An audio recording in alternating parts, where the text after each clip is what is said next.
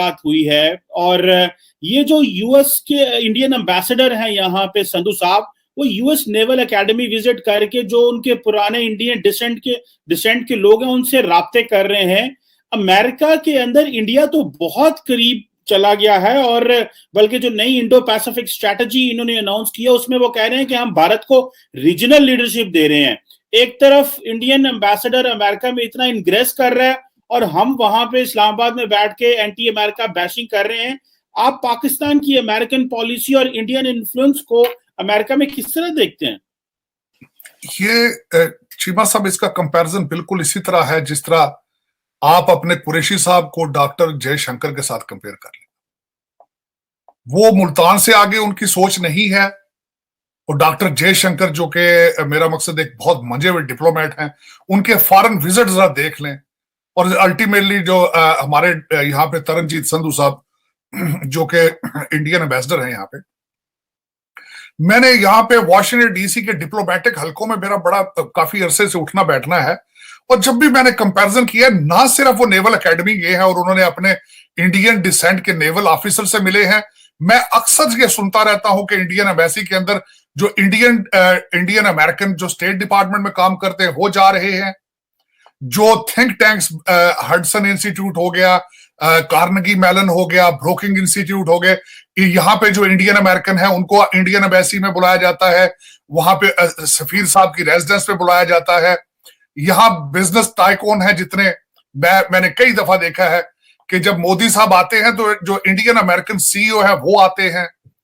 लेकिन ये कि हमारा जो एक सिलसिला है, वो मैं छोटी सी मिसाल देना चाहूंगा। खान साहब एक दफा आए यहाँ पे, तो खान साहब अमेरिकन जब पाकिस्तान एम्बेसी में जब बैठे, इन्होंने अपना दरबार लगाया वहां पे एम्बेसी के अंदर, तो मुझे एक सिगरेट सर्विस वाला मेरा पुराना वाकिफ था अमेरिकन, उसने कहा यहाँ इस तरीके से खिलाफ वर्जी प्रोटोकॉल की जा रही है कि हमें बगैर बताए लोगों को लाया जाता है और सिर्फ फोटो आप करते हैं, वो फोटो खिंचा के निकल जाते हैं, लेकिन हमें पता भी नहीं होता कि वो लोग कौन है।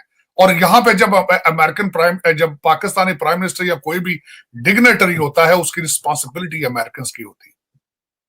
तो यहाँ पे हम लोग सिर्फ फोटो आता है, फोटो खिंचाना। खान साहब यहाँ पे भी आके मैं समझता हूं कि नवाज शरीफ के बारे में, उसकी जेल के बारे में यहाँ पे तफसील बयान करते रहे हैं कि उनके एयर कंडीशन बंद कर दिए जाएंगे, कि बजाय सोचते यहाँ पे अमेरिकन लोगों से मिलते, पीपल टू पीपल इंटरेक्ट करते, यहाँ के बिजनेसमैनों से मिलते। वो बिल्कुल पीछे से जो पीटीआई के वर्कर थे और जो शौकत खानम हॉस्पिटल के डोनर्स थे, उन्हीं से मिल मिला के वापस चले गए। उन्होंने कोशिश ही नहीं की कि पाकिस्तानी अमेरिकन जो कि यहाँ पे अपनी सोसाइटी में फाल हैं उनसे इंटरेक्ट करें। और एक और यहाँ पे मैं कुछ चीजें मेंशन करना चाहूंगा चीमा साहब।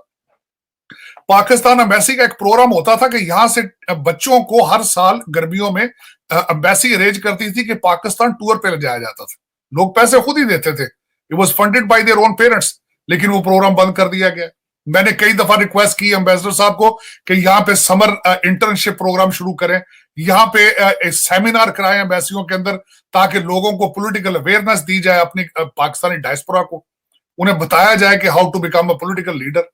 लेकिन ये तब चीजें होती हैं चीमा साहब जब आपके अंदर नेशनलिज्म हो, जब आप सोचते हो कि आपने पाकिस्तान को सर्व करना है, पाकिस्तान को नेक्स्ट लेवल पर लेके जाना है।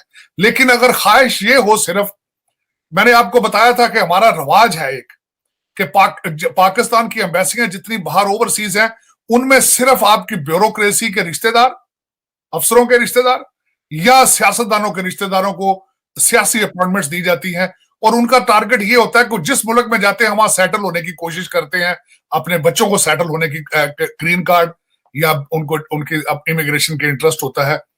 वो जो शहजादे यहाँ पे भेजे जाते हैं वो सिफारिश पे आते हैं, वो शनाख्ती कार्ड पासपोर्ट नहीं बना सकते। फॉरेन पॉलिसी किस तरह वो लोगों को बताएंगे हम क्या है? हम तो अब शनाख्ती कार्ड से और पासपोर्ट से आगे नहीं जा पा रहे। हमारे जाके डिप्लोमेटिक मिशन ने एंगेज करना लोगों के साथ, ये तो बहुत बड़ा एक स्टेप होगा मेरे ख्याल में, बहुत बड़ा रेवोल्यूशनरी स्टेप होगा। लेकिन मैं चीमा साहब जितना भी कहूं ये कम है। हमें सबसे ज्यादा अशद जरूरत दो चीजों की है, नेशनलिज्म की और खौफ खुदा की। अब वो पता नहीं हमने कहां से इंपोर्ट करना है उसको, लेकिन अभी तक भी जो पाकिस्तान के सरकमस्टांसेस देखें तो वही चल रहे हैं। बिल्कुल जिस तरह आप देख रहे हैं, आपकी पॉलिटिकल इंस्टेबिलिटी है, आप चाइना एक हाथ से आप चाइना से पैसे मांग रहे हैं, आईएमएफ के पैकेज का इंतजार कर रहे हैं, उसके बाद आप रशिया से पैसे मांग रहे हैं, उसके बाद काजाकिस्तान से पैसे मांग रहे हैं। आपने मेरे ख्याल में कंट्री तो छोड़ना ही कोई नहीं ना, मेरा 200 मुल्क है। खान साहब क्या अगले भी कुछ वजीर आजम, मेरा ख्याल इनको कम से कम 25-30 साल और चाहिए बारी बारी हर मुल्क से कर्जा मांगना। और मिसाल मजे की बात यह है कि कर्जा मैंने अगले दिन बताया जो चाइना से ले रहे हो 14% इंटरेस्ट रेट है, वापस देने के लिए थोड़ी ले रहे हैं। और जब से खान साहब चाइना से वापस आए हैं, मेरी इंफॉर्मेशन के हिसाब से दुबई और लंदन की प्रॉपर्टियां जो है उनमें हिलचुल शुरू हो चुकी है, वहां पे प्राइसें बढ़ रही हैं घरों की। अच्छा तार साहब, एक बड़ी अहम डेवलपमेंट है कि अमेरिका चाहता है कि भारत को खित्ते में रीजनल लीडरशिप दी जाए। अच्छा, ये पाकिस्तान की आपको पता है कि एक शुरू से ये पॉलिसी रही है और हम ये कहते रहे हैं कि हम इंडिया को वो एक पैरिटी में देखना चाहते हैं। हम इंडिया का वो जो पुलिसमैन का रोल है खित्ते में वो बर्दाश्त नहीं करेंगे। अच्छा, अब अमेरिका ने आज जो बाइडेन एडमिनिस्ट्रेशन ने इंडो पैसिफिक स्ट्रैटेजी दी है, मैंने वो सारी 19 पेजेस की रिव्यू की आज, उसमें वो कहते हैं कि बुश एडमिनिस्ट्रेशन से हमने फैसला कर लिया था कि हमने खित्ते में इंडिया को रोल देना है। अच्छा, एक वो तारड़ साहब कह रहे हैं इंडिया को खित्ते में रोल देना है, दूसरा वो कह रहे हैं कि इंडिया के राइज को हमने और सपोर्ट करना है। तारड़ साहब, यहाँ पे पाकिस्तान के लिए क्या चैलेंजेस हैं? अगर इंडिया को वो खित्ते में लीडरशिप रोल देगा तो हमारे लिए तो आर्म्स रेस हो सकती है, डायरेक्ट कोई मसाइल पैदा हो सकते हैं। आप इसको कैसे देखते हैं? हम फिर कंप्लीटली चाइना के ब्लॉक में चले जाएंगे या कोई प्रोटेस्ट करेंगे? कैसे समझते हैं आप इसको? देखिए, पाकिस्तान के अंदर कुछ अक्लमंद लोग अभी हैं, कुछ मौजूद हैं जो समझते हैं कि अमेरिका के साथ रिलेशनशिप भी होने चाहिए। अब मैं उस पर थोड़ी सी तवज्जो ये देना चाहूंगा कि आपकी अमेरिका के साथ रिलेशनशिप इतने इंपॉर्टेंट है। Majority of your army officers those are educated by American war colleges. आपके सबसे ज्यादा आर्मामेंट्स जो है सारे अमेरिकन मेड हैं। आप उनको खत्म करना चाहेंगे, आप खत्म करेंगे।